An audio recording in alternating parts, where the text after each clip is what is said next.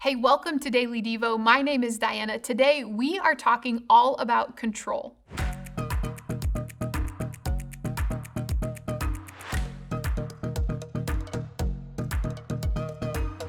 God is in control.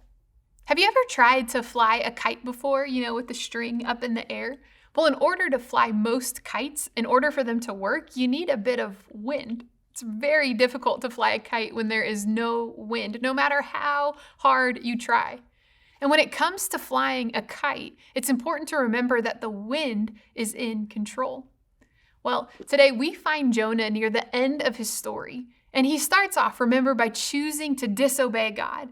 And he walks through these consequences because he went the opposite direction. And then he's offered a second chance of grace. And on the second time, he finally chooses to obey God. And he shares this message with the people of Nineveh. And after it's done, after he shares the message, he starts to complain to God because the people of Nineveh believed his message and they turned back to God. He was complaining about the grace and mercy shown to others.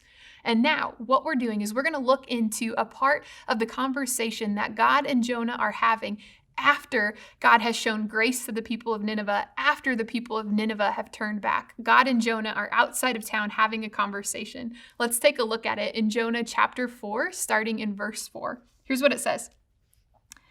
It says, "The Lord replied to Jonah, 'Is it right for you to be angry about this?' Then Jonah went out to the east side of the city, and he made a shelter to sit under as he waited to see what would happen to the city. And the Lord God arranged for a leafy plant to grow there. And soon it spread its broad leaves over Jonah's head, shading him from the sun.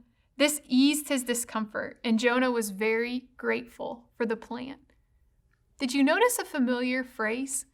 In verse 6, we are told, "And the Lord arranged for a leafy plant to grow there."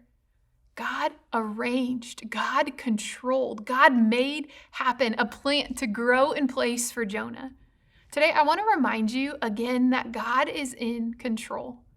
God is able to arrange the details in our life, and he does so for a variety of reasons. And I just want to ask you, have you noticed that? Have you noticed the goodness of God in your story? Have you noticed that God has arranged the details, even when you are in a bad mood, even when you are frustrated, even when you are pouting and complaining, God is still arranging the details. So what if you try this? What if, to help make this a little bit more concrete, what if you remember that a kite needs wind in order to fly, but it's not the kite that's in control, it's the wind. So today, do this. Take a few moments and walk outside wherever you are if you're able. And just feel the wind or the sun on your face and stand there for a few minutes. And just remember that God is in control, that he is arranging details even now to help you notice him and to notice his goodness. The question today is, will you notice God because he's arranging details, and your mood and your frustration and your perspectives does not stop God from pursuing you. It doesn't. So will you notice God today and what he's arranging and providing because he's in your story? Have a great day, and we'll see you again soon.